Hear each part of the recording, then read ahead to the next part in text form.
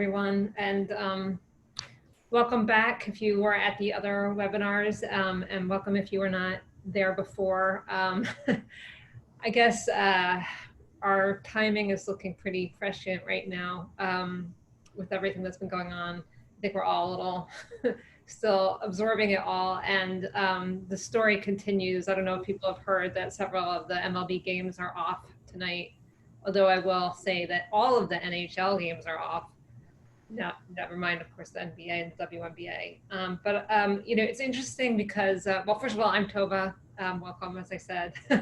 We'll go to the other panelists in a second, but I just wanted to remark that it's interesting that when we started talking about this a couple of weeks ago, we were very upset about how the whole COVID situation was being handled, and very upset with the leadership of MLB and how they were handling it. And talking about it in terms of how power is structured in the MLB and who has leverage, who gets exploited, and how that was sort of similar to the rest of our society and our country. And this is really pretty much the same thing. It's about, do the players have leverage? Are they just sort of feeling what kind of power they have now?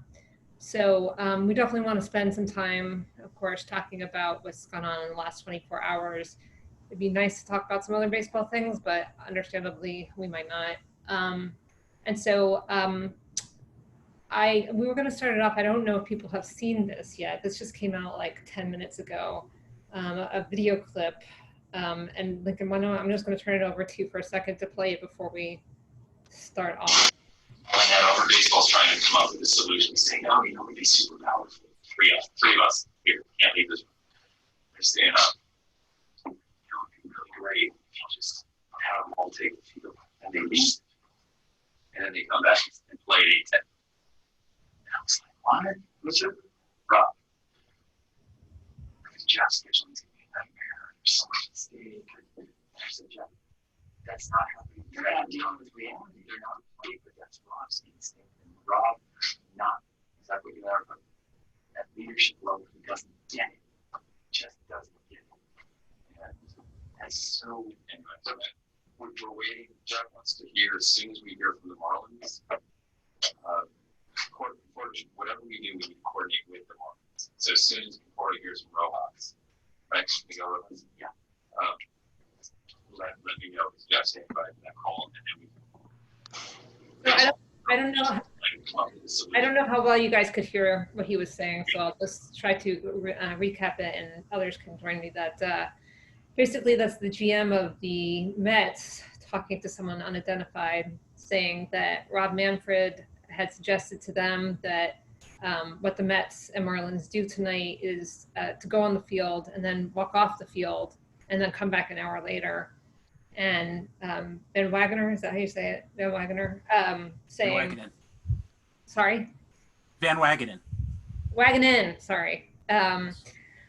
Saying, that's pretty much saying that's crazy. The players aren't going to play. And at the leadership level, they just don't get it.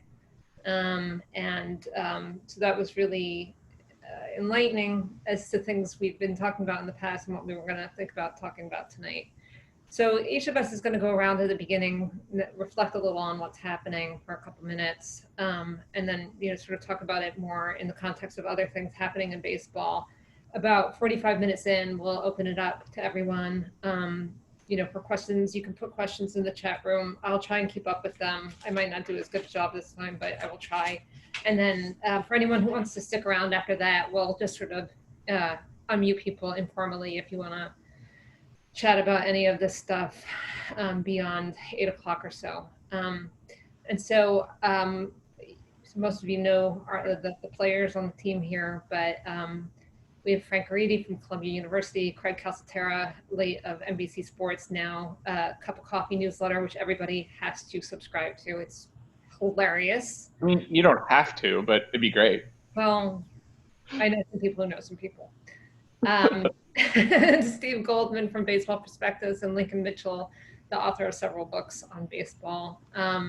And also a very special guest, I'm so glad he's joining the team, is Adrian Burgos, who's a professor of history and an expert on Latinos in the game, Latinx in the game. So I wanted to turn it first to Frank for what you want to share about what you're thinking about and feeling tonight about what's been going on. And you're muted, Frank, so. Hi, good evening, everyone. I'm in the Houston Astrodome. 2009. I've traveled back in time. That's the dome, the silhouette of the dome behind me. Historic ballpark venue that sits as a white elephant, like so many stadiums in the world in this country now. Thank you, Tova, and thank you, my colleagues and all of you for attended this our third installment of Saying Ain't So. Or Saying Ain't Contagious, I should say. And yeah, I'm in this weird position of constantly having to talk about things that are happening in the present, even though my training is to talk about things in the past.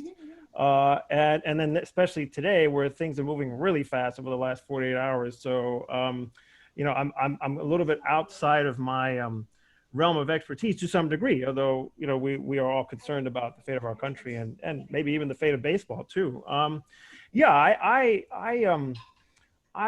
What we are seeing right now, as is often the case in 2020, is an unprecedented moment in American history and in sport history in particular. You know, the leading theme of tonight's discussion is who's in charge here. And a number of us have been ready to sort of criticize MLB's leadership, as we have in previous webinars. But right now we're seeing players trying to assert control following the lead of the NBA and the WNBA and other athletic activists and other sports, even collegiate athletic activists too this summer.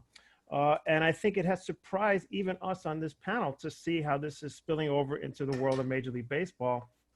And I think that video clip, you know, gives you a sense of the ways in which, you know, the leadership of the game is really not equipped to handle this situation. And so, you know, I think in terms of athletic activism in professional and collegiate sports in this country, we're seeing something unprecedented. The only thing that resembles it is what we saw 50 years ago in the late 60s and early 70s, as we talked about before, the Vietnam War era, the era of the Black Freedom Movement, second wave feminism, et cetera. But in this case, in Major League Baseball, to see these players following the lead of the basketball players is really significant. And to see teams like the Brewers, the Reds, the Dodgers, and the Giants decide to not play, to strike, is also historically significant. You know, strikes in the past in this game have happened around bread and butter issues, led by the Major League Baseball Players Association, who has been largely absent from what's been happening here, and that's something I want to return to perhaps today. But to see the players act in the ways that they have, you know, maybe when the Pirates, the Black and Latino players of the Pittsburgh Pirates in 1968 sort of forced the delay of some games on opening day in 1968 in the Major League Baseball League season, that's the only thing that kind of resembled this in baseball history, I think. And I think we've seen clearly that at least more and more players, even those who play for the old ball game, that they're willing to tell the American public that we're not just here to entertain, that we're not just here to make you forget about our troubles, that as our society continues to creep towards fascism and an uncertain political future and an election season that's going to be as tumultuous as we could ever have seen in U.S. history, I think athletes are showing us that they have more to say other than to make sure they're hitting home runs and striking people out. And I think that's significant, even if it's not a consensus among Major League Baseball rosters. It's clear that they are forced to sort of go along with the current of history right now, and I'm really interested to see how long that's going to last. Because I'm sure you've experienced this yourself, but just when you think there's some degree of normalcy, you know, something happens that reminds us that there's no normalcy in our world right now and in this country. And so, you know, that's my opening thought here. As coherent as I can be here at 7 o'clock after what we've seen over the last 48 hours. That's what I have to say at the start. Yeah, I think we're still all really processing. Craig, I don't know if you have any other late breaking news about this. As far as I know, 3 games are postponed, and also just sort of what you think it means is particularly for baseball, which has always lagged so far behind, what this means. Well, you know, I think it might have been 4 by now. One second, I had it just updated. Yeah, the Red Sox, Blue Jays, the Twins, Tigers, the Phillies, Nats, and the A's A's Rangers game are all postponed right now. There are some that are still up in the air. As we got started, I was trying to watch someone who covers the Mets for the New York Daily News was sort of live streaming what he was seeing from the press box, which looked like players lining up, maybe doing what Rob Manfred was suggesting. They're not sure yet, but I just got off the screen. reporters are tweeting about not knowing what's going on, who's going to be playing. Yes, so there might be more than just the 4 games canceled. Frank mentioned baseball going along with the current of history. The players they're starting to. It sounds like certain people with clubs are as well, management. This thing we saw from Rob Manfred this evening that Brodie Van Wagenen was speaking of anyway, it shows that baseball is not ready to go on with the current of history. It's wanting to fight against the current of history. I think the key thing there was not, what his suggestion specifically was, or even Van Wagenen's assessment of Manfred as, not up to the job or out of his depth or whatever.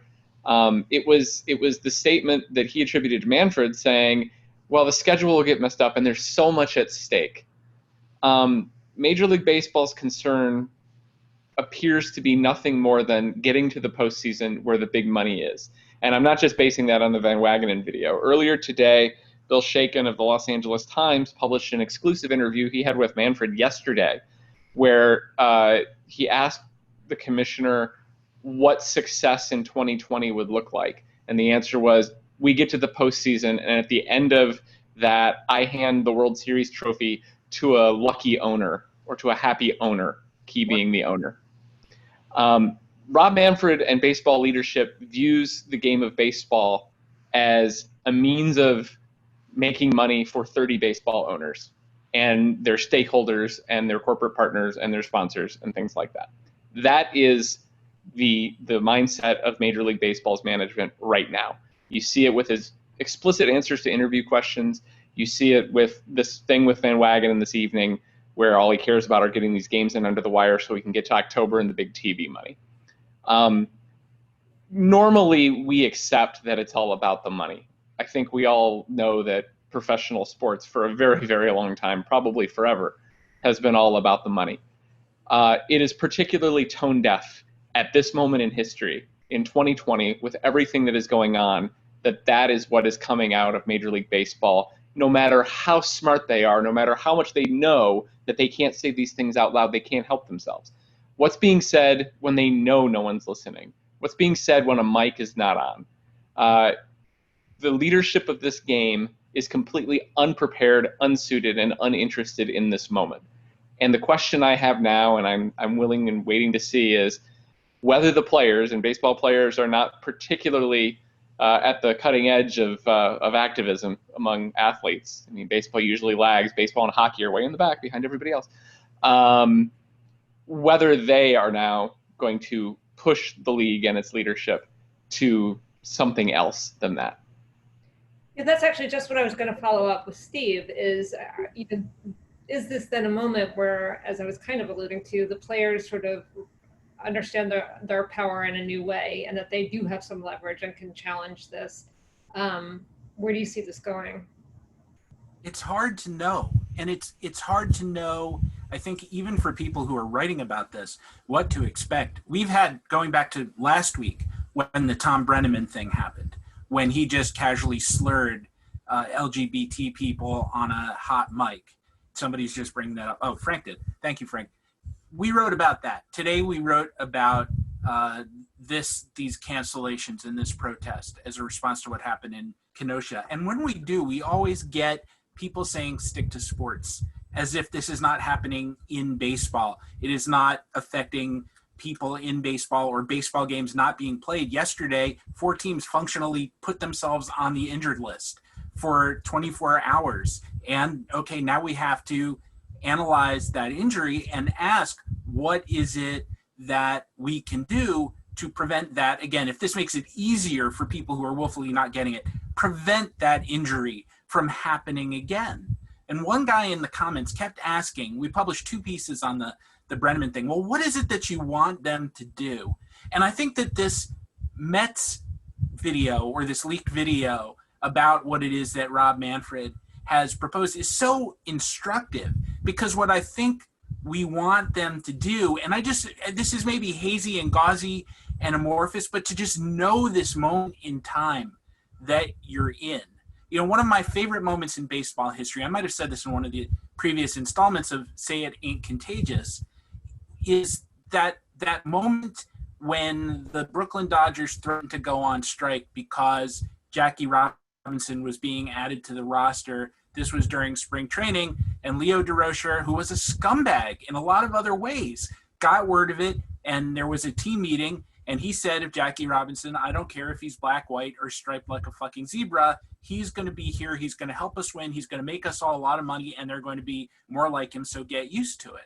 That was, again, maybe because Leo had an animal cunning to him, recognizing the moment. But when you say do something performative about Black Lives Matter, walk onto the field and then walk off and then walk back on again and do all the rah-rah stuff you normally do, that's not understanding the moment. Taking your Black Lives Matter banner and putting it up with the Chick-fil-A sign in the third deck is not recognizing the moment. And all of this is really about, this is just a thought that I'm obsessed with lately, and I don't know if anyone is really going to get it, but it's about being responsible for the space that you're in. Look, like if you're a Tom Brenneman, all of us, I'm not saying all of us use slurs, but all of us have thoughts that pass through our mind that maybe it would be better not to say or not to tweet, that don't reflect the best part of ourselves. Well, why don't we say those things out loud?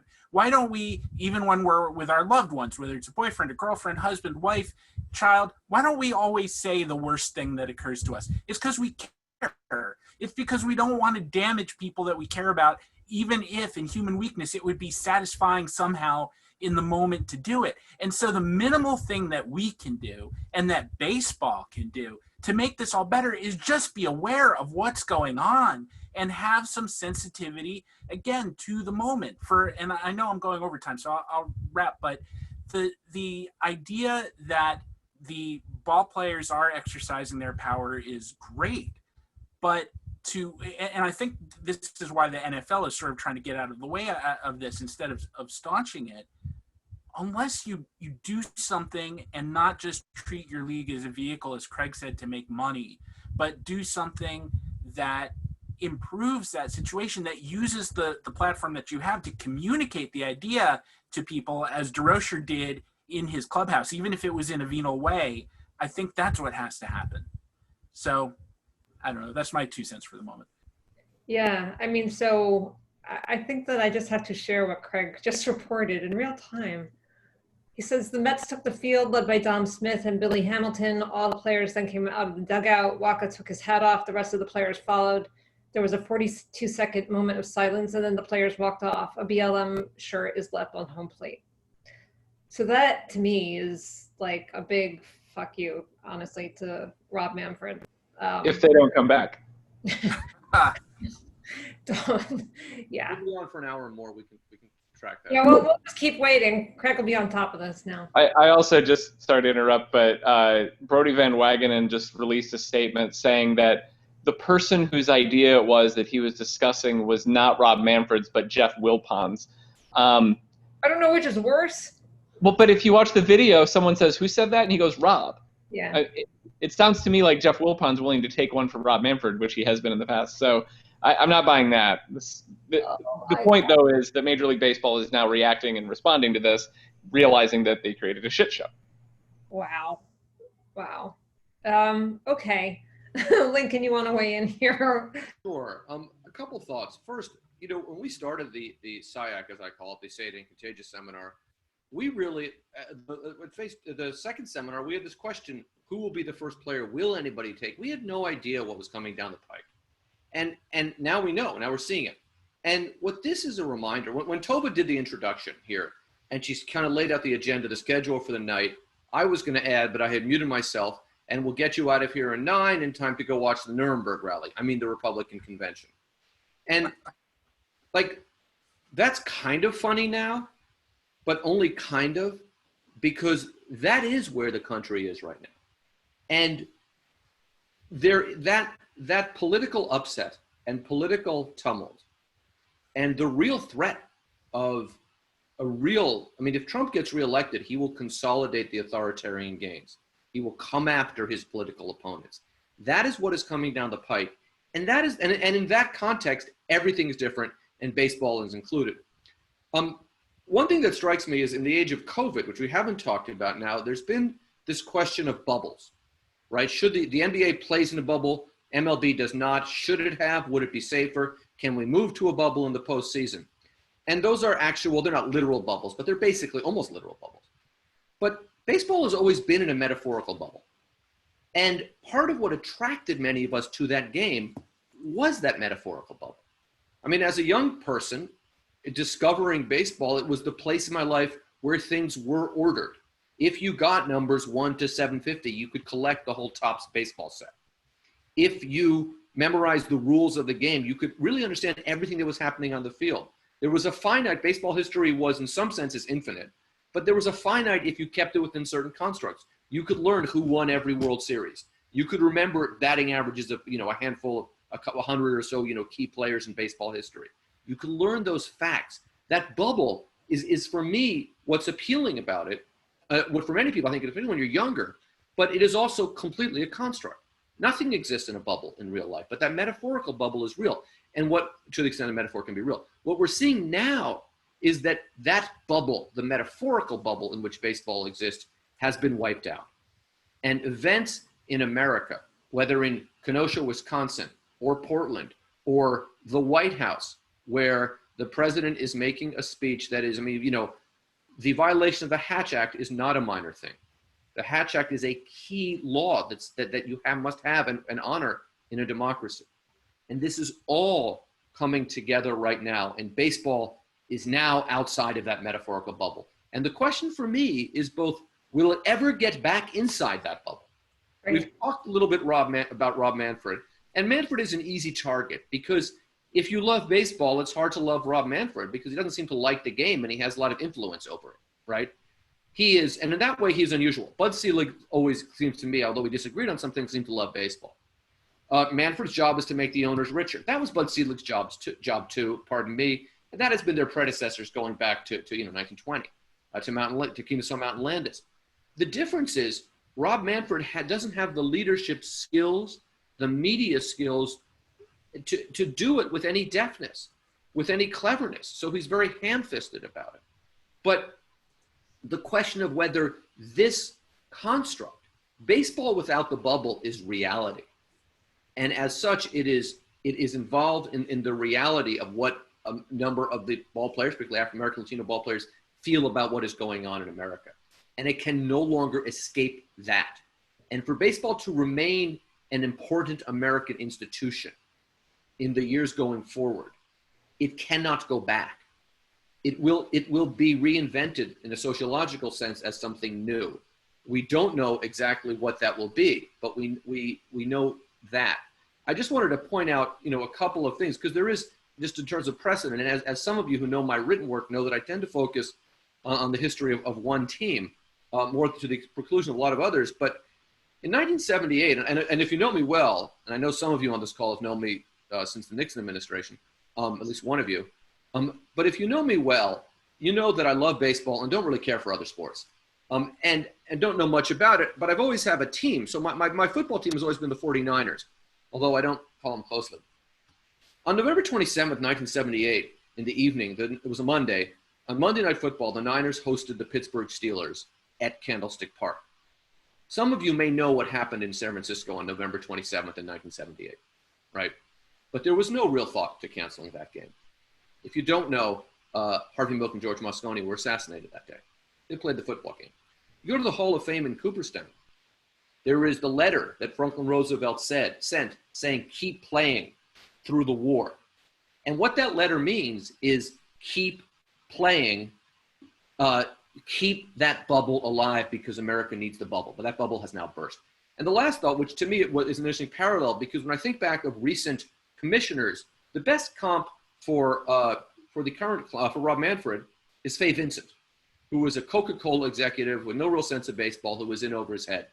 And in researching my forthcoming book, the former mayor of San Francisco, Art Agnos, told me a story, which he told me in great, colorful detail, and you have to read the book to get the whole story. But the crux of the story is that after the 1989 earthquake, Fay Vincent's idea, two cities, now nothing comparable to really what's going on today, but two cities in America devastated by the biggest earthquake in almost a century for that region, happened to be the two cities where both teams in that World Series came from, Oakland and San Francisco. And they had to postpone the World Series. They couldn't start Game 3.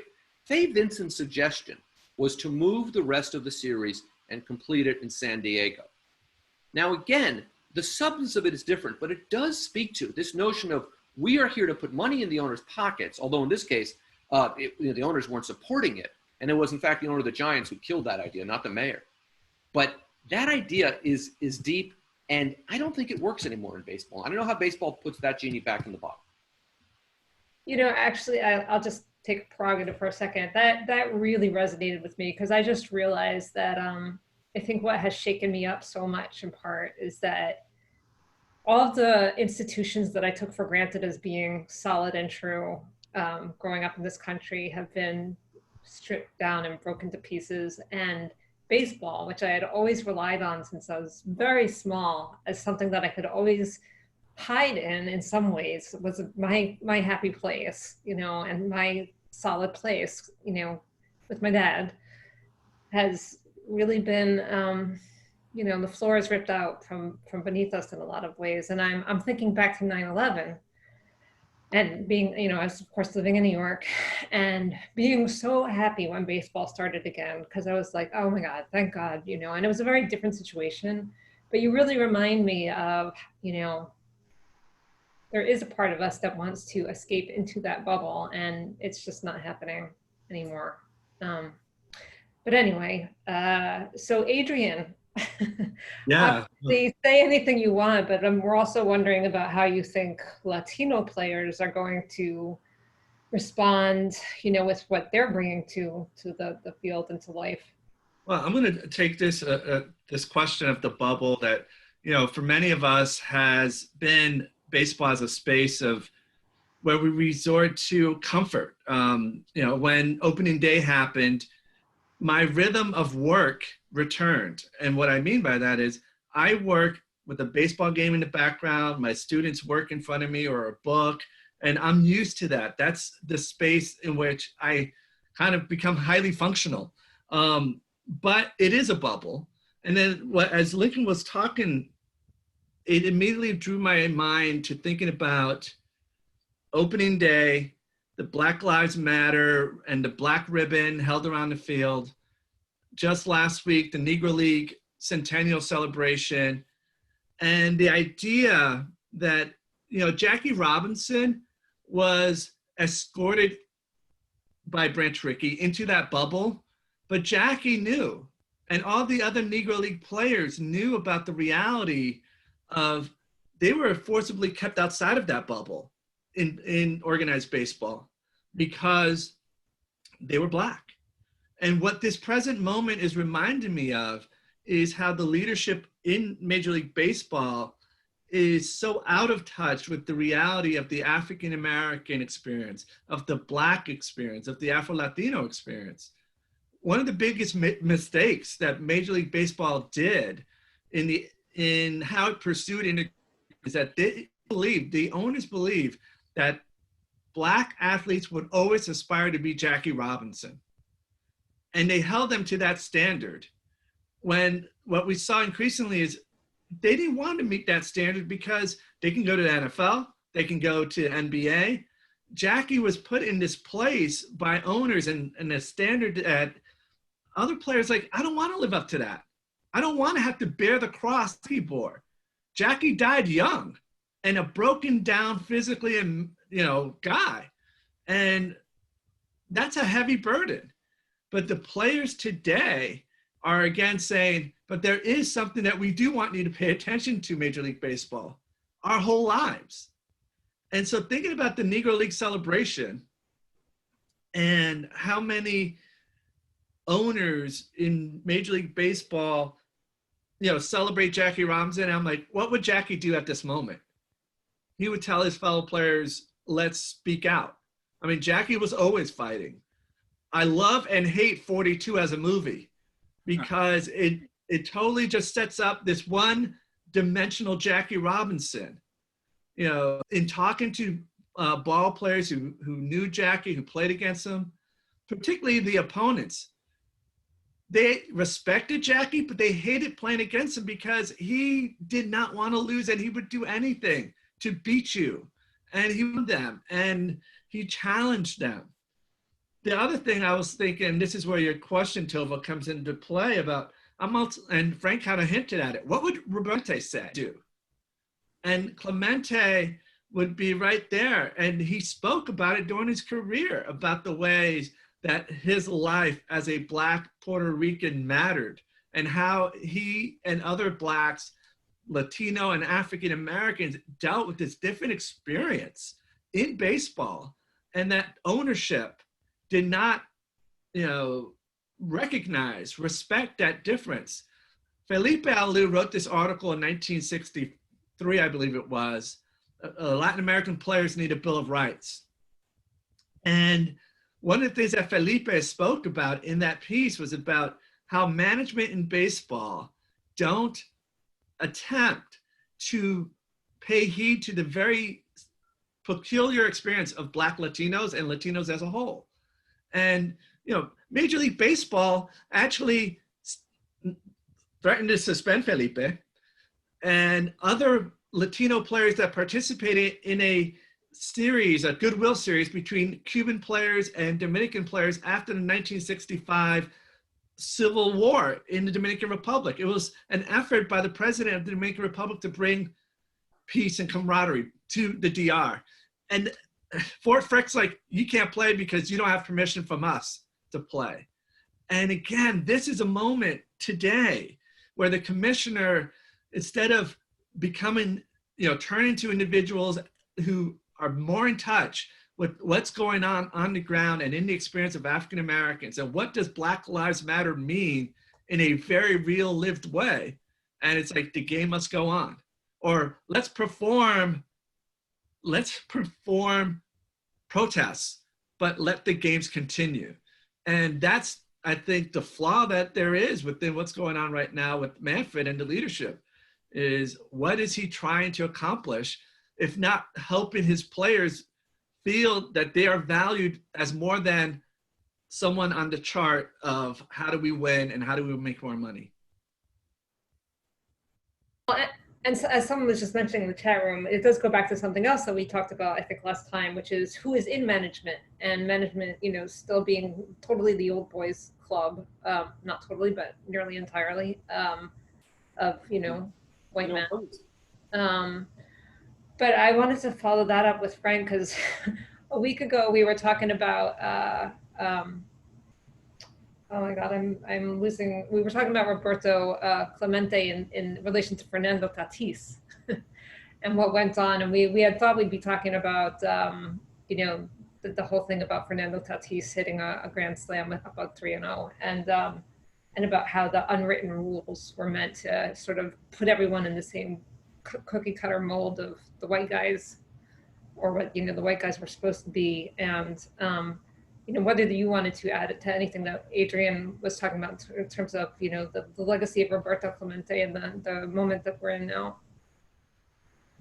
Yeah, the for those who don't, well, I'm sure everybody knows about the Fernando Tatis case when he hit a home run, grand slam, 3-0 count. This is some unwritten rule that you're not supposed to swing 3-0 in a case like that. You're not supposed to win a game for some reason in that moment. Yeah, and I think this whole question that, again, a number of people have pointed this out, of unwritten rules in sport, and in this case in baseball, it's racialized and it's historically contingent. And we talked about this among ourselves, I think, in an email exchange. What's so striking to me about Major League Baseball is that it really does mirror the reconsolidation of whiteness and white reactionary politics since the 1960s. And what's so striking too is the ways in which athletes had a lot more latitude to perform in Major League Baseball. We talked about so many examples. I mean, people who are old heads here remember Ricky Henderson and Reggie Jackson, and so many people whose performative, whose athletic excellence was accompanied by a stylized performance, right? And folk would snicker, but there was a lot more tolerance for that sort of way of performing and entertaining than there is now. So to me, like even that moment a couple of weeks ago, was that last week? Really reflects the ways in which the game has shifted, right? It's very easy for us to kind of see what's happening in sport and in baseball. It's just part of the unbroken historical phenomenon of white supremacy. To me, as a social movement person who is very attentive to the ways in which, and I've said this before, so I apologize if this is repetitive, of the impact of social movements, right, is to see how they emerge in reaction to off the field social movements that spill over into the sport itself. And I think that's what we've seen in baseball over the last 25, 30 years, and so on the one hand, I share the desires for us to kind of look at sport as a baseball in a bubble. But, for somebody like me who loves the game, I've seen it as rotten for quite some time. And there's something oddly cathartic about what's happening now in sport, to see these paradigms that we've taken for granted, that sport and baseball should just be for entertainment, that sport is the space that brings the country together, that those paradigms are just falling apart in front of our eyes every single day.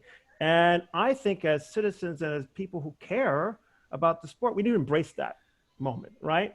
Because even the post 9/11 moment that we romanticize in the Giuliani, Steinbrenner, Yankee, Joe Torre story of 9/11 healing, was predicated on extreme anti-Islamophobia, right? And that's the piece of the story that often gets overlooked, right? And so, I think now is the time to think about, and I hope the players embrace the challenge, because I think you're absolutely right that Craig is right. The leadership of the game doesn't care.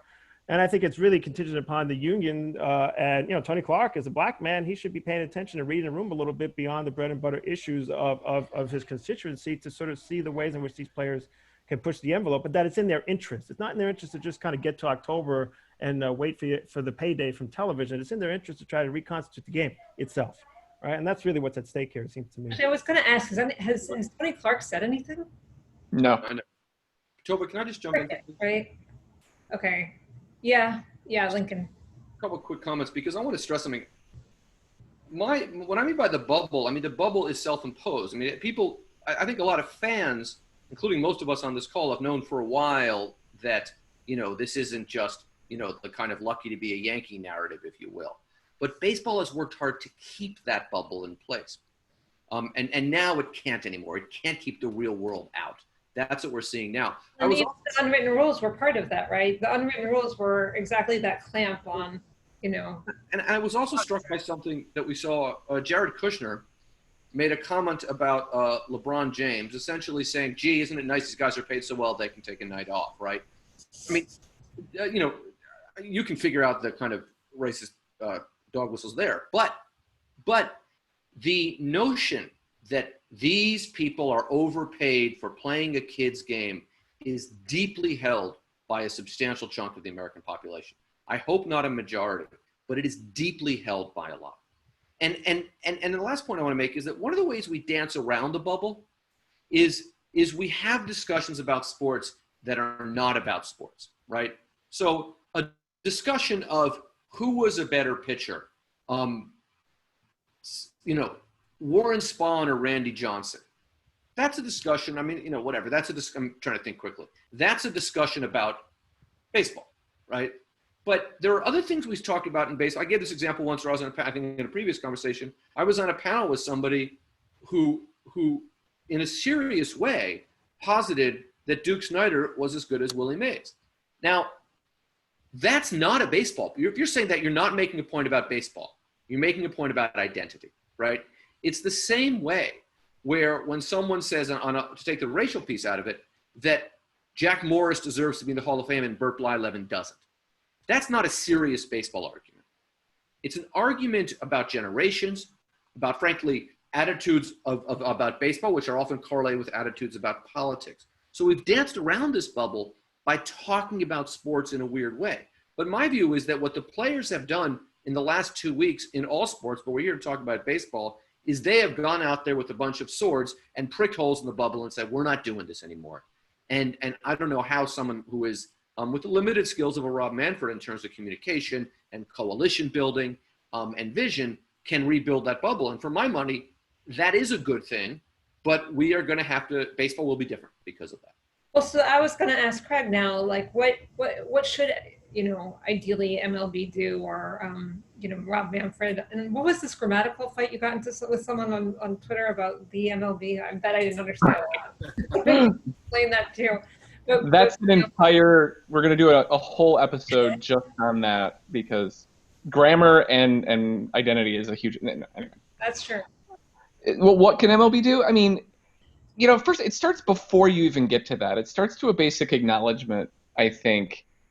And it gets into what Lincoln was talking about, gets into what Frank was talking about. We've always looked at sports as it must go on, and it must, the stick to sports idea and the game must go on idea, whether it was World War II or the Depression or 9/11 or what have you, because there's an external thing happening, and we need our entertainers and we need our distractions. The problem here now is we need an acknowledgement. I mean, the players know it, people know it, but the league needs to acknowledge it explicitly. All the stakeholders, broadcasters, the media need to acknowledge it explicitly. How are you expecting athletes, especially black athletes, to perform the distraction and entertainment game when it is their lives directly affected and at stake? You are basically telling people, when I say you, the stick to sports, keep this Black Lives Matter stuff out of the game, whatever, you are basically telling people, ignore your own trauma, ignore your own stress, ignore what concerns you directly. And so any effort that is made by the league or by anyone else to say, we got to push this off, just keep playing these games, we'll find some symbolic gesture, we'll do this, we'll do that, it's not just tone deaf, it's frankly offensive. And there needs to be a basic acknowledgement by Major League Baseball. The other night when the first game was canceled because of the walkout, I guess that was last night, it feels like a week ago. Major League Baseball came out last night with this very terse, very petulant statement about we support our players, blah, blah, blah, it goes on. If, as I wrote this morning, if Major League Baseball comes up with a new strategic arrangement with a fertilizer company, the press release is like 9 paragraphs long. But when you have a historic walkout of players, it's like, yeah, fine, whatever. And then the next day, doing whatever you can behind the scenes to cut that out.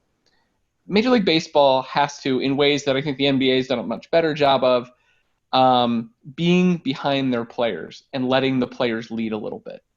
They're not doing that. And in not doing that, that doesn't mean the players aren't going to lead. It means the players are going to do what the players are going to do regardless of what the league wants. I hope they keep doing that anyway. Well, I mean, that's a big question. If the players continue to try to use what leverage they have, which is striking, to try. Yeah, let's be honest. There's been a lot of discussion the last couple of days. Mostly it's referred to as a boycott in the media. You boycott Goya beans. You boycott Chick-fil-A. You don't boycott your job because you're protesting something. That's a strike. And I'm not going to get too hung up on the particular verbiage, but this is an action. This is like a general strike, and that needs to be appreciated.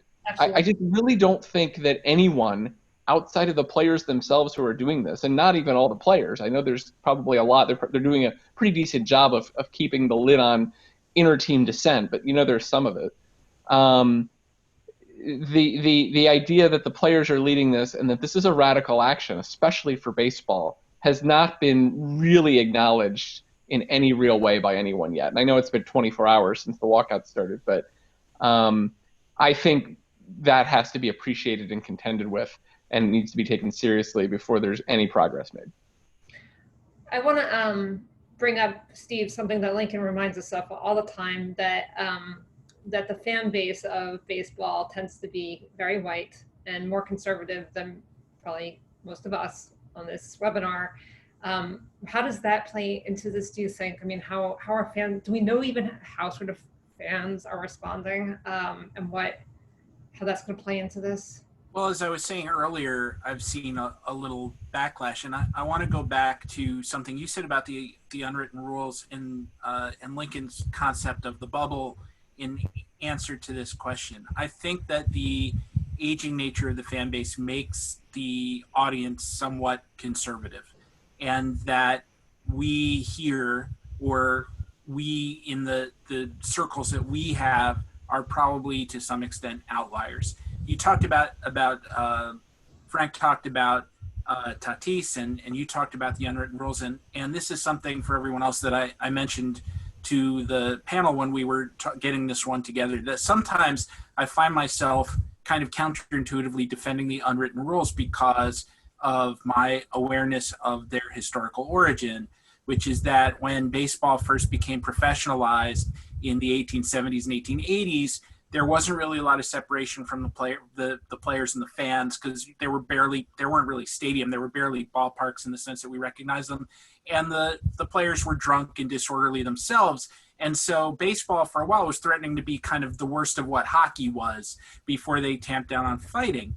There's a great irony that one of the things that really saved baseball from itself was the invention of the styrofoam cup, because before then, if you sold someone a bottle of Coke, they would drink it, and then there would be this deadly projectile coming towards you on the field. This is why I think certain ballparks, by the way, when we have ballparks, they take the caps from the bottle so you can't throw the full 20-ounce plastic thing. But the idea was that whereas we're all very civilized and very mature, and if somebody slights us or says, if I got out of this chair long enough to play in some beer league softball game, bad pitch, Steve, that I wouldn't try to kill the guy. But they did. You couldn't quote show people up. So the unwritten rules evolved from that. So you could have an orderly game and not have a brawl break out every single day. The problem is that we are more mature now, and that the culture of baseball has imbibed those such that it's much less of a possibility. And so what the unwritten rules are used for now is a kind of reactionary cultural thing to suppress the expression of somebody like Fernando Tatis, even to the point of saying something obvious like, hey, one more home run would put the game out of reach. But no, let's lose it 7-6, after Edwin Diaz or somebody comes in and blows the save for the 99th time because of the unwritten rules. I know I'm mixing Padres and Mets here, but I'm being hypothetical. That goes to Lincoln's idea of the bubble, because for us, the bubble is permeable, and we want to see a game that recognizes the changes or the progress that we want to see, that we have seen in baseball or outside of baseball. We want to see it inside of baseball, and we want to see it reactive to what's happening. But there are so many people who say this is my escape, this is my drug, this is my palliative. I don't want it to be my wake-up call. I want to come home and root for the Tigers or whoever it is, and don't bother me with this other stuff. And they're less politically informed than we are, and they're less politically aware, and they think that Donald Trump, and I hear this all the time, I'm sorry to bring him in, like, is this great builder who has accomplished many things in his term, and why are you so down on him? And like, when it's like a message is coming in from another planet when this stuff happens.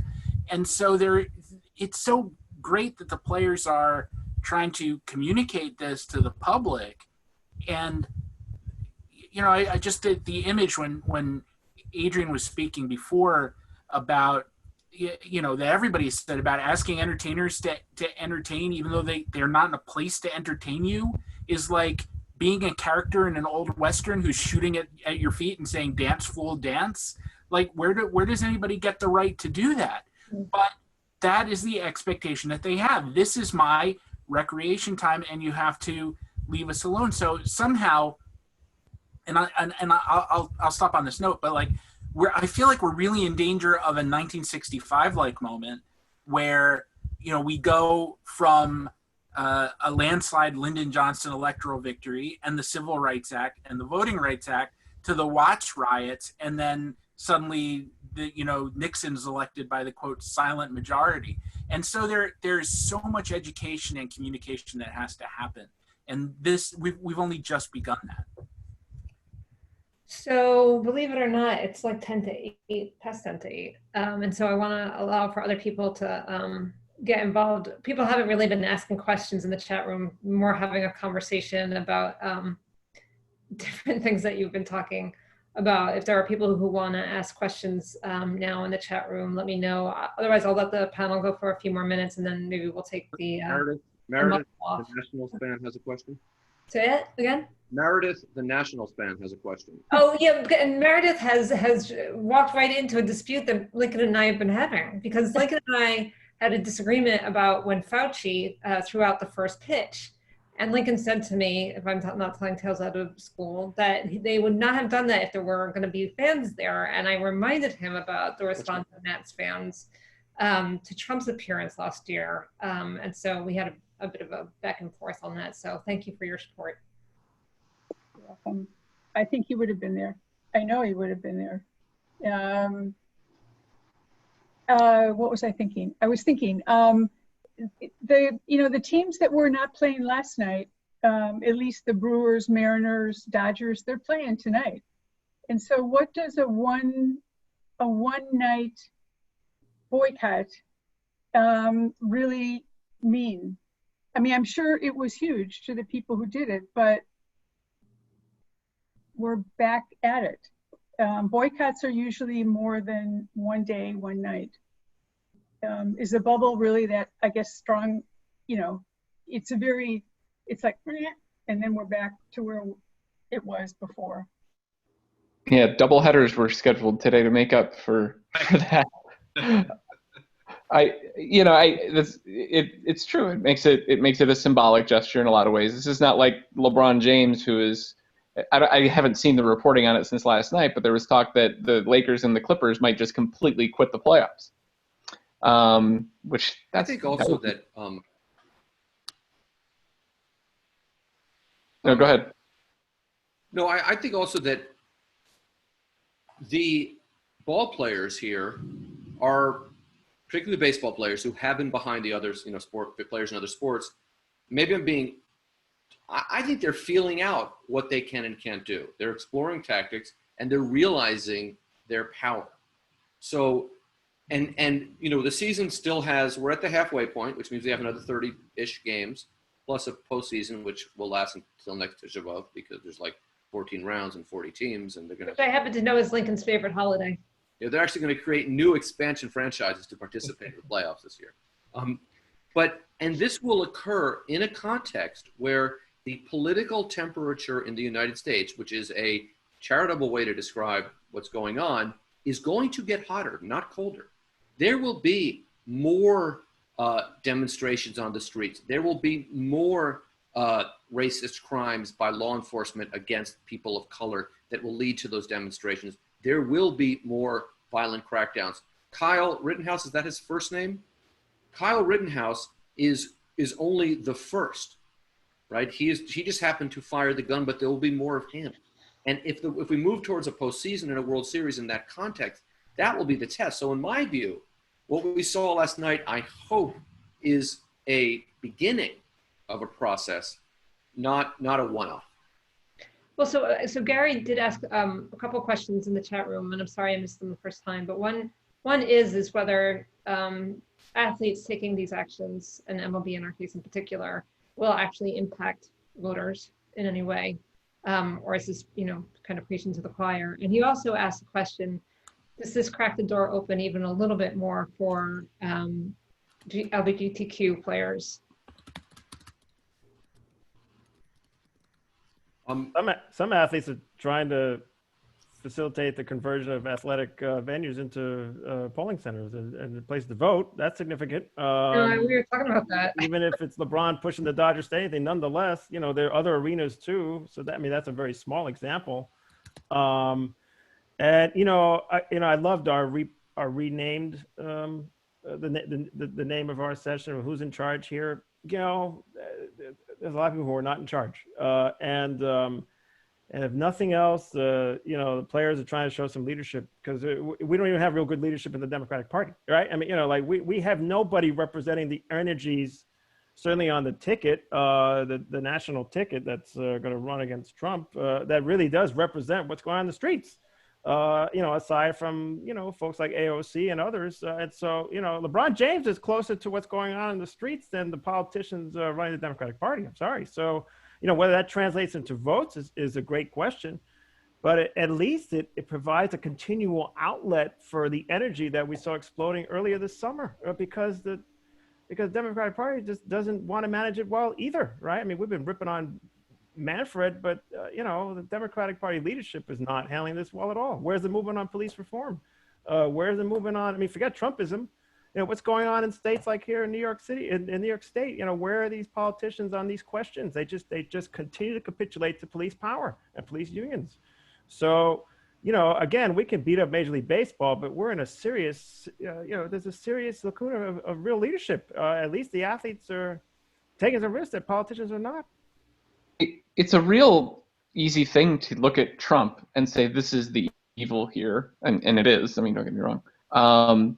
But to say that this is, what typifies evil or the problem in America, it's extreme, obviously, and it's a huge danger. But I think a bigger problem in terms of mass is something that you were just getting at, Frank, is not even just a failure of leadership, even people that aren't in leadership positions. It's this desire to have things be quote unquote normal. There's this overwhelming urge in this country from top to bottom to, I don't even want to use the word status quo, because that always has like a political connotation too, but we just want things to be normal, right? You see it with COVID, obviously. America's failure to deal with the pandemic is because everybody just kind of wanted to not change and just have things be normal and not have to think about anything remotely difficult. We have a culture that has been conditioned for at least 40 years, probably longer, to want its own convenience among everything else. It's easiest for us to not have to make sacrifice. It's easy for Rob Manfred to just make the games happen and make the money roll in. It's easy for players to show up at the ballpark and not put their head up and be subject to criticism. It's easy for fans to pretend that during the 3 hours of the ball game, nothing else is going on in the world. This is a country that has been on autopilot for decades. And it was able to be on autopilot for decades because there were bigger, larger things that were sort of dictating the course of history, like the Cold War. My big argument, and I know I'm going way too big now, sorry, but my big argument for a while has been that the world fundamentally changed on 9/11, not in the ways that we always talk about, but because that was the beginning of the end of the American empire and our existence as we knew it. And for 20 years almost, we have been grappling with that, and it's becoming very apparent now. We can no longer just sit and let the world wash over us and let everyday existence be the way it just is and hope for the best. And all of the failures we're seeing right now are a function of that, in my view. Yeah, thank you for that. This is all really heavy and disturbing. And, I guess. Baseball. What's that? Baseball. This is fun. It's the national pastime. No, but I mean, you're right. And I don't know that there is any turning back. And, people are asking in the chat room again, like the question of whether this can be sustained over time. And I think, that's a huge question. Lincoln, you tell me, do you think that we should unmute people if we want to just have a conversation, or if there are more questions? I don't know. You're muted. Could unmute people if we could figure out how. I think also that there is this, and I'll just, after Craig's thoughts, I wonder with this urge to go back to normal, which we hear because COVID raises that agenda, that higher on the agenda, because it is so not normal now. There's that when we have to recognize, if Donald Trump wins, then the American experiment in semi-democracy is over, right? There will be no normal as we have come to know it. It will raise big picture existential questions about the future of the country and for us as individuals, many of us on this call. So, but if Biden wins, Biden's candidacy is going back to that imaginary normal, right? It is one that is uniquely, in my view, equipped to win this election and uniquely unequipped to govern if and when he wins. So it's kind of a paradox there. But I'll give you an example that maybe I shouldn't give, but my son is 18 years old and he's going to go to college tomorrow, which means I won't see him for 2 weeks till he gets sent back because of COVID. But he's been in a relationship this summer with a woman, a young woman, his age, that has gotten much more intense than it would have because of COVID, right? Because of shutdowns, because of inabilities to move around the city. We live in New York, et cetera. And I wonder whether there will be an effort by many, if Biden becomes president and is able to put some policies, and we get a vaccine. So by April, we've turned a corner on COVID, to say that those efforts to move America meaningfully towards greater equality, to address problems of racism and white supremacy in our society, that was COVID craziness. Let's get back to normal. I'm afraid that might happen too. Can I remind you and Frank, though, and I'm not saying this will happen, I'm not making a direct analogy to Biden, but in 1932, Franklin Roosevelt ran on balancing the federal government, federal budget, and spending less money. So what he did to be out of expediency to be elected, and because he was just kind of a fly by the seat of his pants kind of guy, won't necessarily reflect what happens once a Biden gets in, and what that's predicated on is probably the composition of the Senate. I mean, maybe we save this for our election special. That's for our next webinar. That's the November special. That's the late October. You guys, we're not dribbling. We're not shutting up and dribbling. Let me just jump in real fast, just because this is related to an earlier point.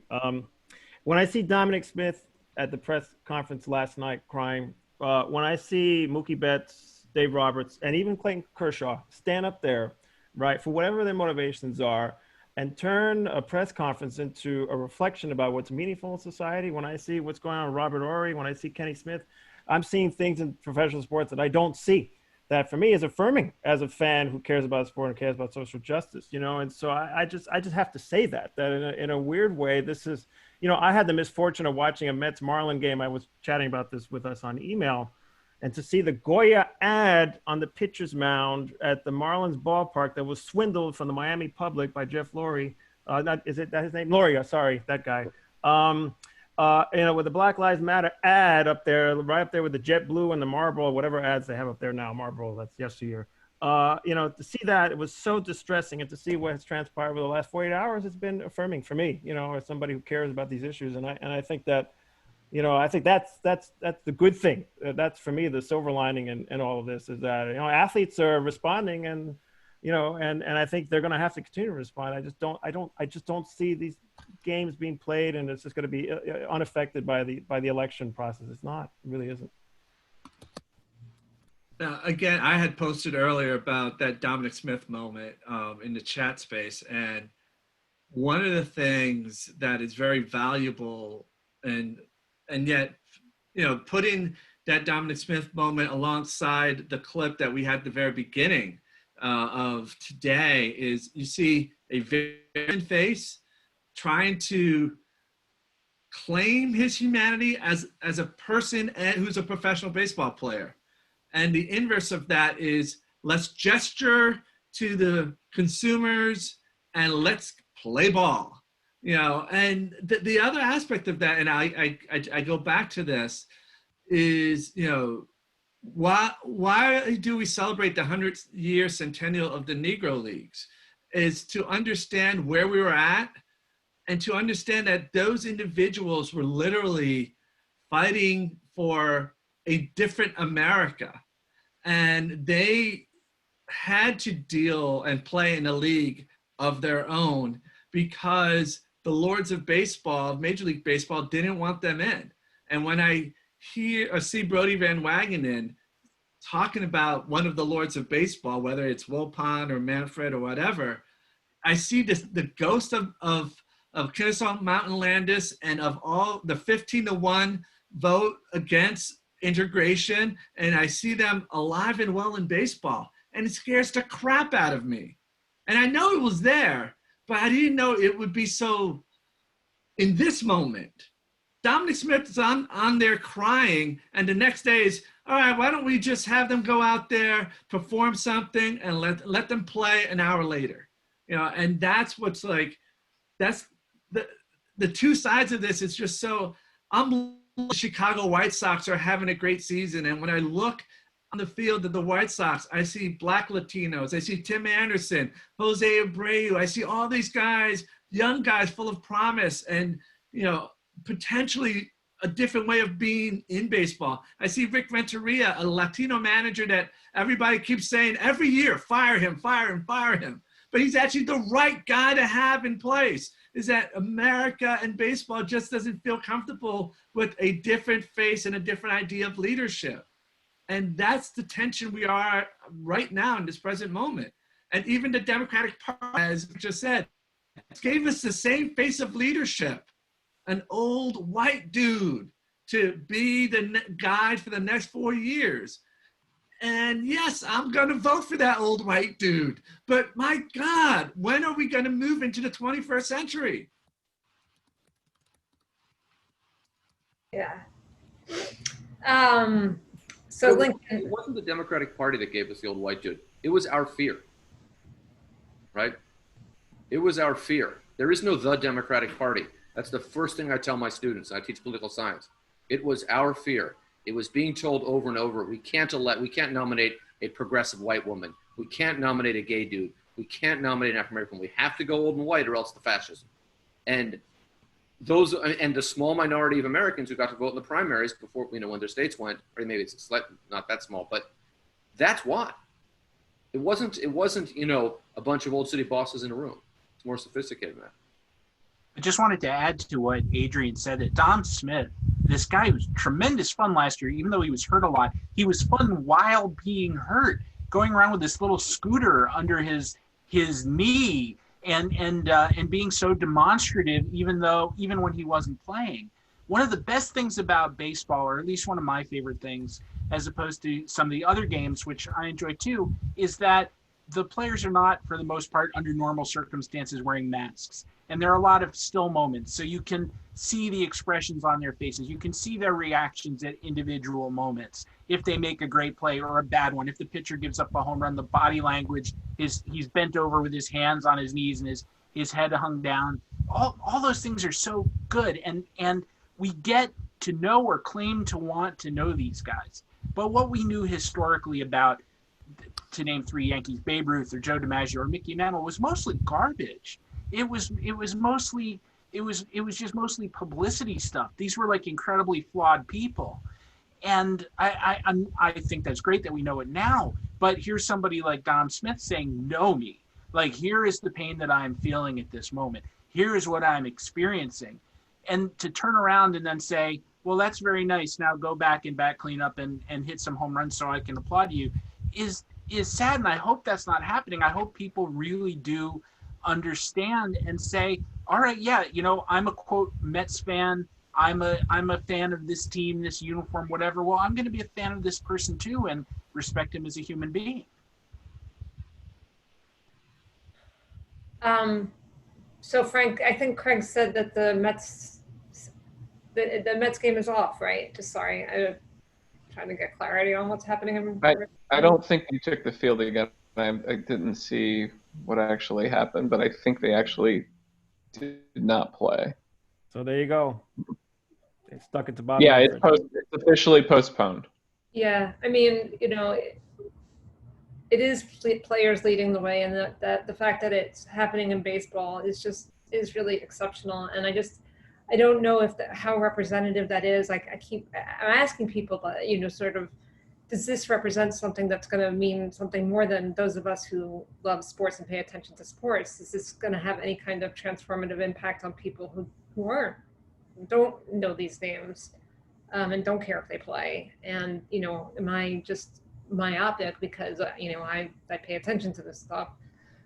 But, I mean, at least we're not watching the fourth night of the convention. Do any of the panelists want to, make any last remarks? And then, I don't know, Lincoln, have you figured out how to unmute people? I think I can unmute people. I'll work on that. But maybe other people make last remarks. I'll make mine after I unmute. Give me a second to work on that. I'm looking at it too. So, should we go around the panel? Yeah. Here's the thing to allow people to unmute themselves. I don't know. I don't know if that worked. Yeah, I mean, I don't know. Craig, what do you got? You know, I know we started talking about the Mets thing. We've been talking about the Mets thing a lot tonight. I'm going to be very curious this evening as we hear stories from the clubhouse and reporting about whether or not this attempted orchestration of an effort is what caused that game to be postponed. Whether or not the Mets and Marlins were going to play, and then when they got wind of what was going on or what was trying to be planned, that they said, no, screw it, we're done. I think that'll be a good data point as to, I think it was Lincoln's point earlier, you know, players are feeling their power. It would be quite a damn thing if baseball's efforts to rein in what's been going on for the last 24 hours is actually causing it to increase. And you know, I'm selfish and my personal interests are, I want baseball players to exercise the power they have. And I don't care. I mean, I love baseball, but I don't care if they feel strong enough about it. If they just throw a bat into the spokes and the whole season falls over, it would be an amazing thing to see. So that's what I'm watching for. Lincoln, are you unmuting people one by one? Is that what's happening? You're muted yourself. Yes, I'm unmuting people one at a time. So please, let everyone else on the panel go. I'll keep doing this kind of strange task, and then I'll make it. Awesome. I had an audience member suggest that we need a better tech person, a younger person than those on here. If anybody wants to Oh, volunteer, man. I'll take it. we're all our own tech people. I spent an hour on tech support for my mother in California today, so that was I love Meredith's background, and it reminds me It's a great that background. Sean Doolittle, who is such a positive influence on the game, had said, and this might not have originated with him, but the most famous person always gets the credit for saying the thing that sports is the reward we get for a functioning society. And in discussing this internally at BP with my boss, the editor-in-chief, Greg Goldstein, I brought up that comment in response to these strikes happening. And he said, well, I disagree with you, because when has society ever functioned for everybody? Which is a hell of a point, you know, and I felt dumb for not, I was so caught up sort of in the wonderfulness of what Doolittle said that I hadn't thought about it globally. And that's what he ended up writing about today, and he got some pushback on that too. Like, oh, you mean society's not functional? But it just depends who you are. And I know I've repeated this several times, but like there is a process of education that has to happen, and also empathy. If you have a link to the article, I'd love personally to read it if you want to post it. Me too. Yeah, it's a really interesting piece. Yeah. Is it firewalled, or we can? It probably is not. I will make sure that it isn't. It might be that you have to leave your, sign up for the newsletter, but not for money. Yeah, well, we'll have to make that available. Yeah, I mean, it is interesting that, if we thought the World Series and all these other kinds of honorifics were going to be meaningful this year, I mean, now it's like, what really? I mean, how does that work? I mean, really, there's going to be an MVP? I mean, already we had a situation where, whatever, the Marlins and the Cardinals were going to play 100 games in 2 days or whatever it was. So that is not paywalled, by the way, as far as I can tell. Oh, cool. Okay, great. I'm really looking forward to reading it then. I can tell that Lincoln has not managed to unmute everybody. I've asked everyone to unmute themselves. Oh, you can all, okay, so everybody can unmute themselves if you They want. want to. Yeah, it's easy. So anybody who wants to chime in, feel free for, a few minutes here.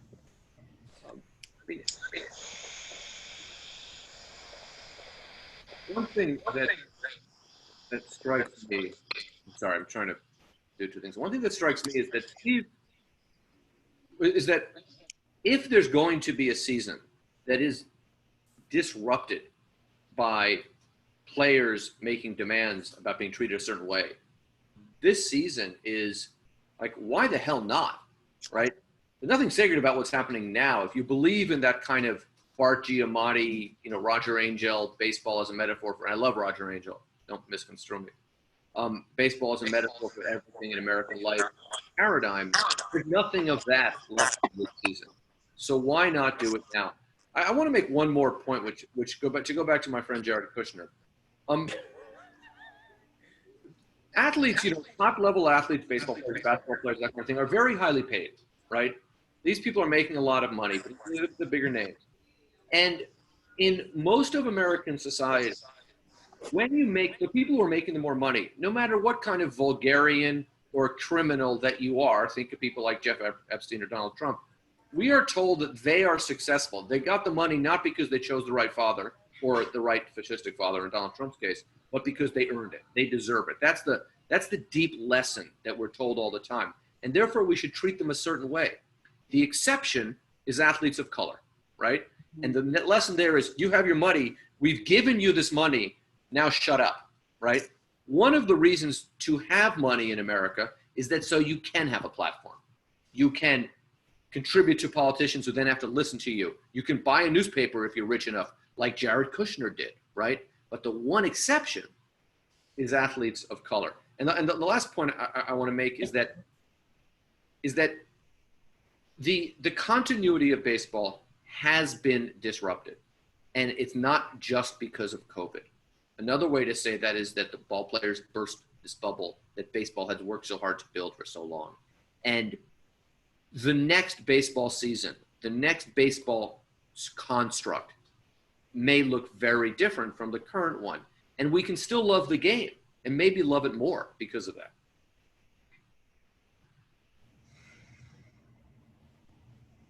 Anyone else, feel free to just unmute yourself if you have something that you want to say or ask. Or well, don't you think that given the likely second wave, that the 2021 season might just be a horrible rehash of this season?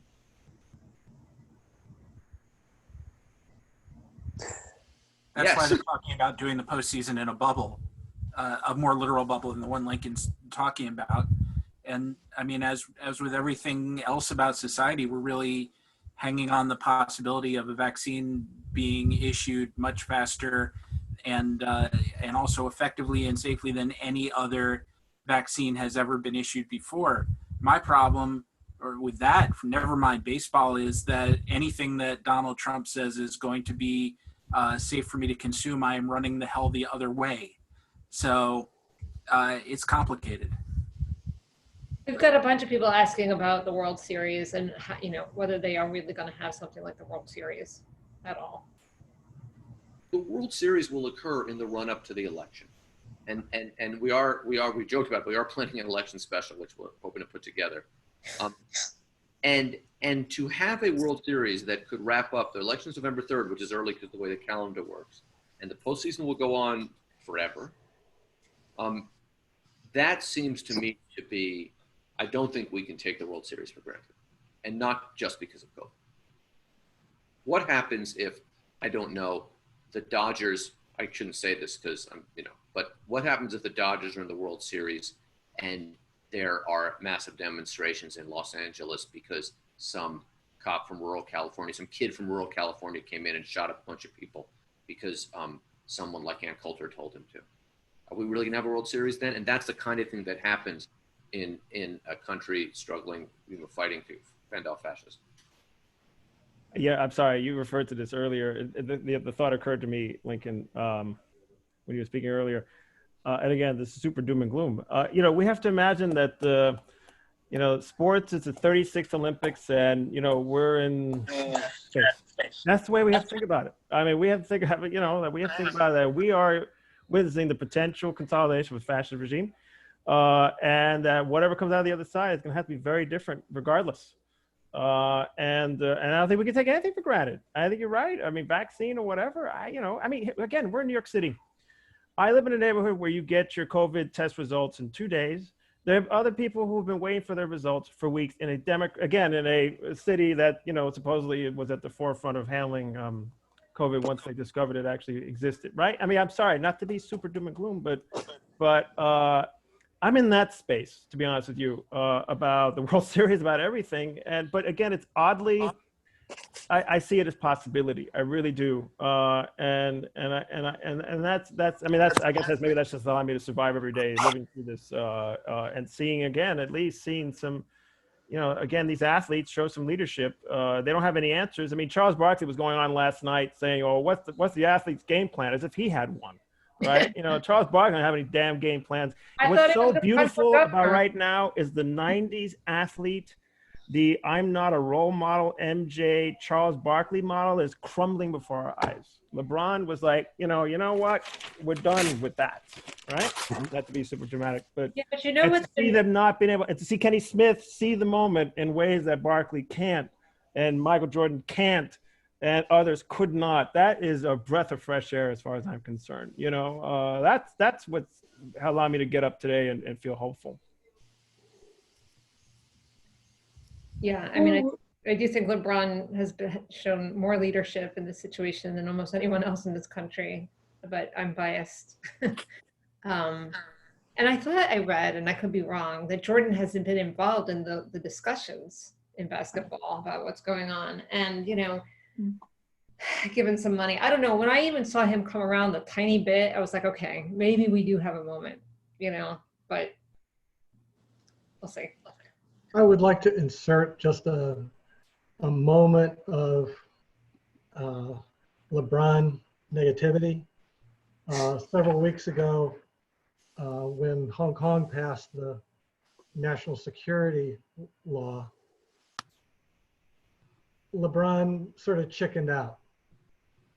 He was all for the NBA's investment in China, so he's not without his, and he really, really alienated Hong Kongers. I can tell you that.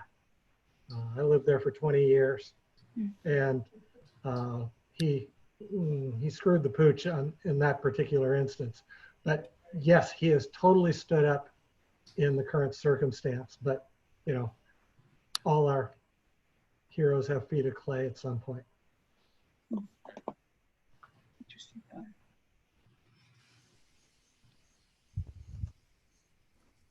Can I say this is sort of a positive negative thing about baseball. Every year, I as someone who's historically minded, I tend to gravitate to the best teams and the worst teams. The team that might win 120 games or lose 120 games. And one of the selfish disappointments for me in that we're having a partial season, and I'm not trying to take anything away from what Lucas Giolito did the other day, but at least for this small sample, they may have the worst offense ever. Going back to at least 1900, and it won't be quote real because it's not a real season. But this is one of the things that I am excited by, to check the box scores and the highlights every day and see how many outs the Pirates made. We could all try and have something positive to say. I mean, we were all going to say Fernando Tatis when we first thought we were going to do this. We were all going to make him the good thing that's happening in baseball. And I was, going to say Mookie Betts for all sorts of reasons. Myself and the Dodgers, which I knew would drive Lincoln crazy, so that was going to be part of the cool thing about it. But I don't know if we're in a place where we can do that. Well, one silver lining might be that with the lack of leadership, it's allowing room for players to take action. Yeah. Yeah, someone else, I don't know, it could have been you, I'm not sure. I think it was me. In the chat room was saying, we do have all this new space for people to be their real selves and have their real lives meet their, public lives. And, I think a lot of people have said that a lot of the demonstrations were in part because, people are locked down and this is all they're doing is watching, what's going on and have time and all this kind of stuff.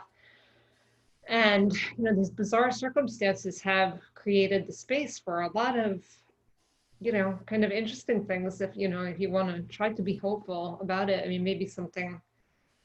Be their ultimately. Be their better selves. What's so interesting to see among the basketball players is, I'm an educator, I'm a scholar, right? I've been teaching about Black freedom movement my entire career.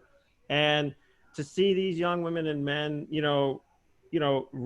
start, and other people just start talking about structural racism, but just using that as a framework, right? And to see that I was following some of the coverage of the WNBA players. Here they are doing radical action, and they're still calling on us to vote, right? They're kind of using the formulaic language. Well, we got to go vote, right? Which they're right. We do have to go vote, but it's interesting to see their own political awakening happening now. It's not like they have any answers. They don't know, and nobody knows, but. Did you see the Mystics? Did you see what the Mystics did? Yeah. They all wore these T-shirts that had 7 holes in the back. With the bullet holes. Yeah. Oh, wow. So, they're being their better selves. They're being something that we haven't seen publicly before. It's amazing. It really is. I mean, not to overplay it, but it's really striking to see. And they've been the vanguard. WNBA players have been the vanguard of all this. They really are. And that's because these are folks who, yes, they have their own sharp play pressures, but they don't have as much to lose. They're exploited, underpaid, underappreciated. The Title IX revolution, has been partial. Women in sports, obviously there's a different landscape than the late 60s, but as we've seen with the pay equity movements and stuff, it's women athletes that have been leading the charge. As much as we give credit to the male basketball players, but they're the ones started, even before Capita, a couple weeks before, and that's something that other folks have said. Maya Moore, I've talked about endlessly in podcasts. Look at what she's done, and I think Barkley was bemoaning the fact that, the Bucks didn't let the Magic players know they were going to do this, so then the Magic players felt pressured. There was peer pressure. Peer pressure in this case is a good thing, and I think it's going to affect the Major League players. I do. I think, in some ways they're either going to take the lead and be more risky, or they're just going to have to follow along with what the basketball players, and maybe even so, I know I'm talking a lot, but I have to say this, what the college football players are going to do in the Plantation South, right? That Lou Holtz wants to push out there and turn the football gridiron into Normandy 1944, as he has said endlessly this summer, right? I mean, that is going to be a major situation when that house of cards also collapses, because I don't think they're going to be able to do it. I really don't. So, there's this other context that's going to pressure these Major League Baseball players to get, to demonstrate their awareness. I think, that they're going to have to respond to them one way or another.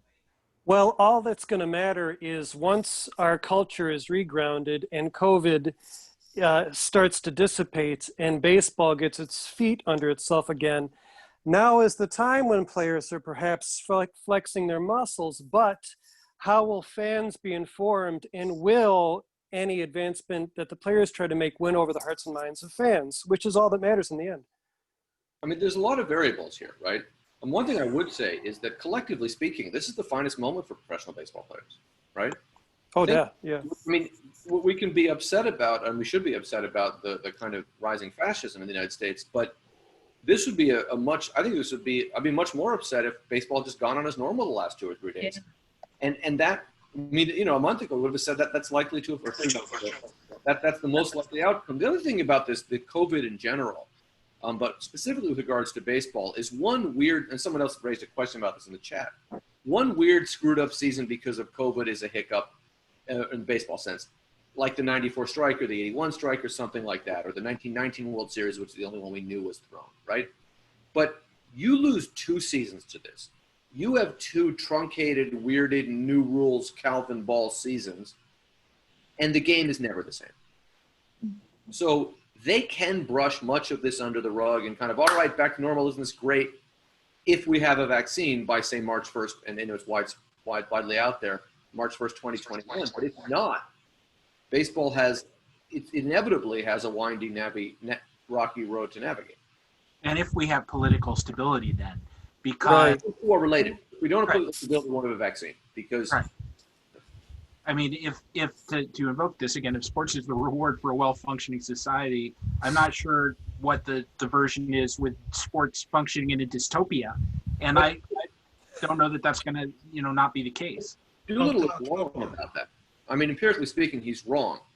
The Soviet Union had great sports programs and great athletes.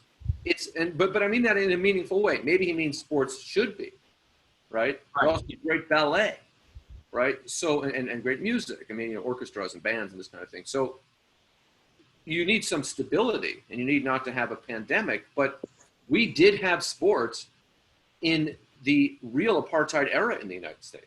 Right. That's right. Well, it's not innate, it should be, but it isn't. We've, sports and the most ugly periods of American racism have existed side by side in the United States. Well, baseball could be the linchpin of a strongman dystopian government because it creates the bubble of normalcy. Right. There's going to be a real fine line to walk then And going in the forward. early 1960s, Donald Trump was the best baseball player in New York City. If you don't believe that, you can ask him. That was Mike Dillon, Mr. Mickey Mantle. He played in my little league. He played for 1 year and left. He was among the worst players ever. Ian, that was your Carl Mays moment, and you missed it. Right. He left because, like, the players tried to strike him out, and his fathers couldn't bully them into letting him hit a home run or something. Also, for what it's worth, he grew up the first house was 5 blocks from me. A fine little house. The second house was a complete overbuild for the neighborhood. And just to get there, you have to walk up like miles of steps. And it's ridiculous. And lots of people would, before graffiti was a thing, would do splash events on the big retaining wall. And it's basically known as the hate wall. So just thought I'd add that. I don't know if they still own the place, but yeah. I wanted to talk about one thing that's bothered me about this baseball season, which is it may seem peripheral in all this discussion of racism, which is obviously a serious matter within and without sports, but this has proven to be kind of a little bit of a leading edge of the wedge for the commissioner to institute the new rules that I think a lot of us were very unhappy about, but this has given him the opportunity to do those things that I think fundamentally change the game. And I wonder if that is going to be something that will stick after this. What's funny about that is with a lot of the new rules, they haven't bothered me as much as I thought they would. Even the base runner in extra innings has been interesting. Greg had a great bit in his newsletter today about how that things that haven't changed in terms of the trends of the games. Yeah, the game 9-inning games are the longest they've ever been. We thought they'd be shorter because of no fans. Contact is down. Strikeouts are up. It's like all these bad trends that we've seen for the last few years are continuing. So if you want some normalcy this year, the ending of or the continuing erosion of exciting baseball and action and defense and hits and things like that, that's going on full stop. I mean, everything else is terrible, but at least we have that. Well, even by the standards, the umpires haven't come back or aren't in the game because of the virus. I mean, it seems like some of the calls are often bad, but it seems like some of the calls these days are very creative. Do you guys notice that? There are something like same old. I think 11 or 14 umpires opted out, and they would have been replaced by AAA guys or whoever would be next on the call-up list. So yeah, there is a much lower level of experience of umpires this year, and that I'm sure is having an effect. But Joe West is there, so it's okay, right? He's there. Still have Joe West, who does not believe that coronavirus is a thing. I wonder I'm surprised he's not speaking at the convention. Oh my God, yeah. Is he? Yeah, it's just got to work. No, he's not, but I'm just surprised he didn't take a day off just to, to stand up there with Herschel. And then to play his guitar. He could probably have played something. He's too normalized. Herschel and Mariano. Sorry, I can't help myself. Still, please don't do that. You have no idea how that breaks my heart and my wife. Oh, yes, I do. Talk about somebody showing himself for what he has always been, a great believer and a phony. Okay. I have another question. Just Frank and Lincoln, it sounds like you work with, you teach. Are the young ones that you teach, or maybe not so young, are they going to vote? Well, Adrian teaches too, so he should answer this as well. Adrian also. I mean, that's a worry that group is not going to vote. I mean, this is my wheelhouse, actually. Oh, it is. Voting rights and voter participation among groups that don't vote. And I'm actually doing a whole project on young people's activism and its relationship to voting. So I will enlighten us. research results on this in my other life in the spring. But I mean, so the young activists I talk to, I have the feeling, and maybe it's just the people, the sample size I'm in, but I do feel like in my conversations, they understand that they need to do it all, and that they're going out and protesting, they're speaking out in all sorts of ways, and they realize even if they don't think it's the #1 way to affect change in the political system and in society, they realize it's at least a necessary component. Now, whether those people are actually allowed to vote or have their votes counted is going to be the next frontier that we'll be talking about. But I actually think that there is, my feeling is that there's the Gen Z or whatever people are calling it is pretty mobilized. But maybe that's just wishful thinking. I think Tova, you're pointing the right direction. And one of the things to think about really is how is the college age student affected by all this demonizing of mail-in balloting and absentee balloting? These kids are supposed to be away from home, on campus, sequestered away, and many of them have the intention of balloting. And you got mailboxes and mail sorting machines being taken up. This is literally affecting the generation that is most likely to vote against Trump. And yet these measures that are being put into play are very much affecting how many of their votes are going to arrive on time, whether they'll get in, and whether they're actually counted. And the Say It Ain't Contagious seminar will be officially considered a failure if Tova cannot figure out a way for my son, who's going to Madison on Saturday, to be able to vote in that swing state in this election. So I have some of my students on this call, and I asked one of them to chime in. One of these young people is here. Ben, you want to chime in? Can you unmute yourself? Yeah, sure. Go ahead. Ben Greenspan did an excellent thesis, by the way, undergrad thesis on baseball and politics in early 20th century New York. Oh my God, circulate it. Oh, that's awesome. Circulate it. I love that. Yeah. So yeah, addressing the question about whether young people will be voting in this election, I would say that there's a pragmatism that's running through a lot of young people's thoughts. I'd say for the most part, at least the individuals I interacted with, particularly at Columbia, but I'd say even just among the more politically active, there's the idea that though they want to push the Democratic Party certainly left, they understand the stakes of the moment. And I don't see them, in my experience at least, I know anecdotal experience isn't an excuse for much, but them being swayed by the rhetoric surrounding post-office interference. I think there's a general trust in the electoral process, and I've, let me put it this way.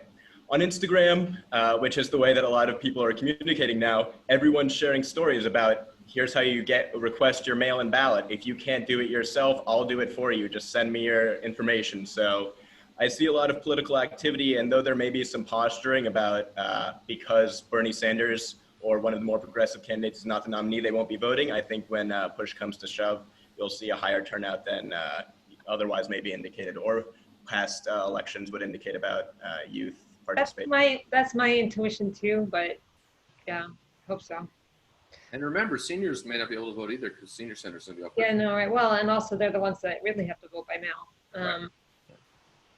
So yeah, unlike Tova, I don't study this, but anecdotally, thanks Ben for that contribution. The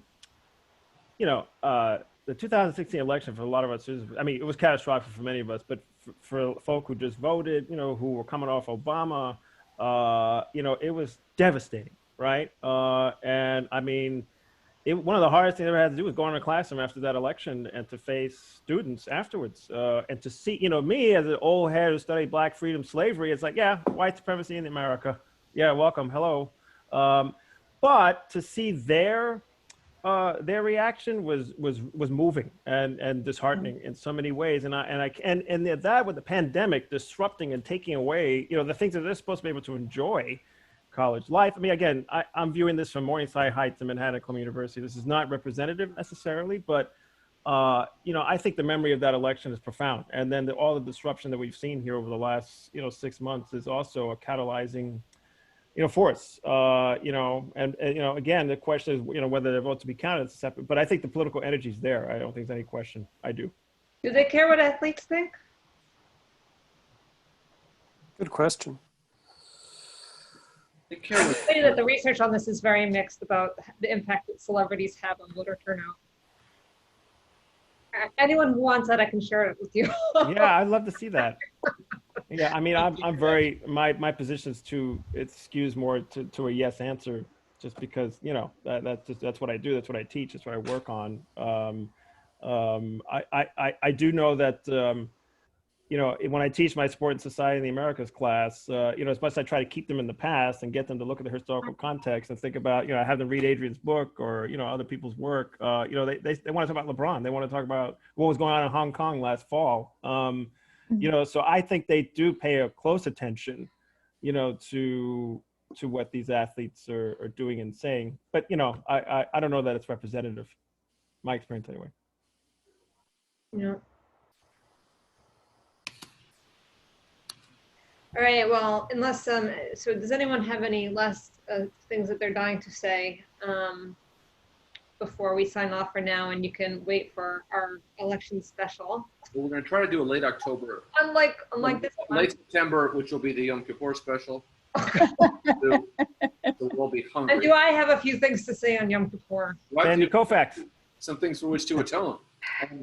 And then we'll do the election special closer to the election. Okay, well, I guess that sounds like a plan. Yeah, that'll be great. Great to see everyone again, and Thank you. Good luck, be safe, and These are great. Thank you.